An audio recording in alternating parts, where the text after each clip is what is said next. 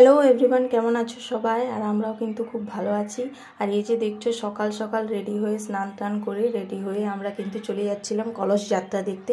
হ্যাঁ, আমাদের গ্রামে হচ্ছে ভাগবত কথা হবে, ভাগবত পাঠ হবে, সেই উদ্দেশ্যে কিন্তু কলস যাত্রা হচ্ছে। আজকেই হচ্ছে তার প্রথম দিন, কলস যাত্রা হবে, সেটা দেখতেই আমরা কিন্তু চলে যাচ্ছিলাম। এই দেখো আমাদের গ্রামটা।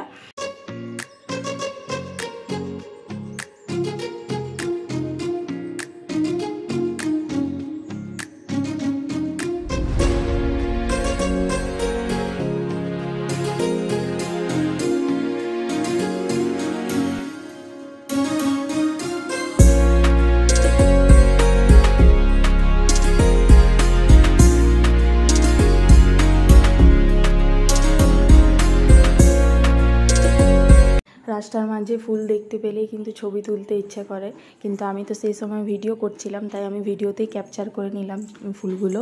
কি সুন্দর সুন্দর ফুল ফুটেছে দেখো, বিভিন্ন রঙের আছে। এগুলোর প্রত্যেক ফুলের আমি নাম জানি না, জবা আছে, টগর আছে, আর কি কি আছে আমি জানি না।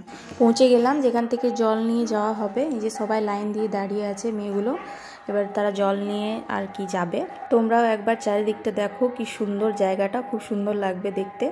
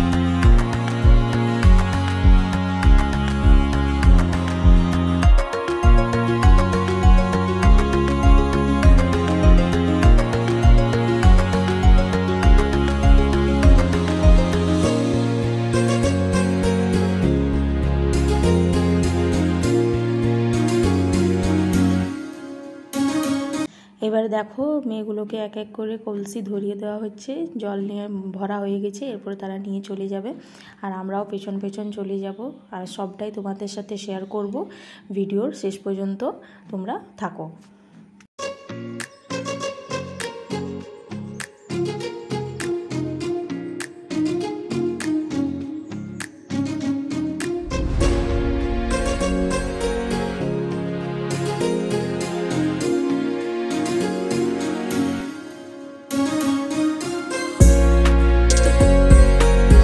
মেয়েগুলোকে দেখো, সবাই কত সুন্দর করে শাড়ি পরেছে, সবাইকে কত সুন্দর দেখাচ্ছে।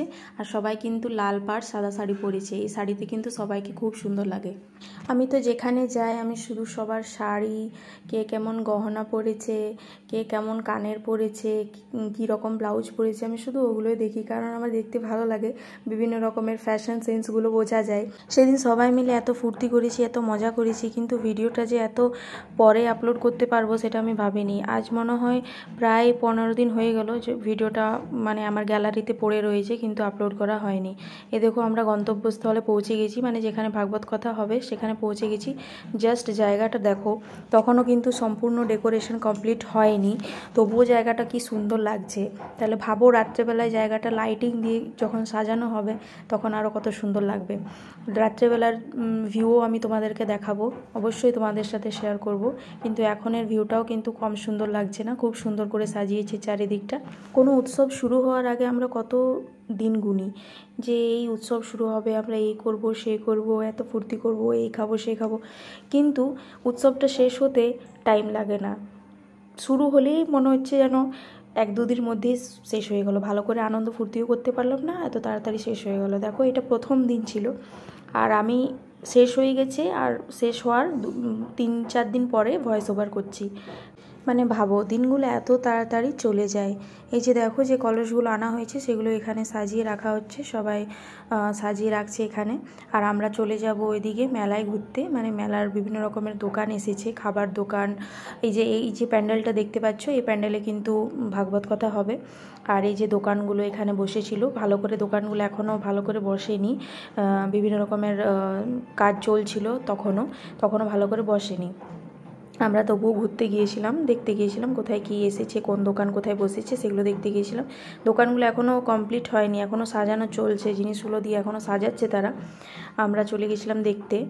বিভিন্ন রকমের জিনিস এসেছিলো, বিভিন্ন রকমের দোকানও এসেছিলো, কিন্তু এবারে ভালো করে মেলা ঘুরতে পারিনি, কারণ যখন থেকে মেলা শুরু হয়েছে তখন থেকেই কিন্তু ঝড় বৃষ্টিও শুরু হয়েছে। মানে 2 দিন মেলা ঘুরেছি, সেটাও কিন্তু ওই ঝড় বৃষ্টির মধ্যেই অল্প অল্প করে ঘুরে এসেছি, কিন্তু সেরকমভাবে ভালো করে শোনাও হয়নি ভাগবত কথা। ওই মেলাটুকুই ঘুরেছি, যা করেছি ওই মেলার মধ্যেই ব্যাস। ওই আগেই ভাগবত কথা শুরু হওয়ার আগেই চলে আসতাম আমরা ঘুরে, তারপর আর যাওয়া হতো না শুনতে। এই যে দেখো এখানে মেয়েগুলো লাইন দিয়ে দাঁড়িয়েছে, তাদেরকে শরবত এবং কিছু খাবার দেওয়া হবে। যারা কলসে এনেছিল আর কি, তাদেরকে কিছু খাবার ব্যবস্থা করা হয়েছে তাদের জন্য। আর এই প্যান্ডেলের মধ্যেই কিন্তু ভাগবত কথা হবে। একদিন মেলা দেখতে এসে পরে ঝড় বৃষ্টি হয়েছিল এবং এই প্যান্ডেলের মধ্যে আশ্রয় নিয়েছিলাম, তখনও কথা শুরু হয়নি, ভাগবত কথা তখনও শুরু হয়নি। গোপালজি মহারাজ এসেছিলেন শুরু করার জন্য, কিন্তু করতে পারেননি ঝড় বৃষ্টির জন্য। সেই ভিডিওটা কিন্তু তোমাদের সাথে আগেই শেয়ার করেছিলাম মিনি ব্লগে।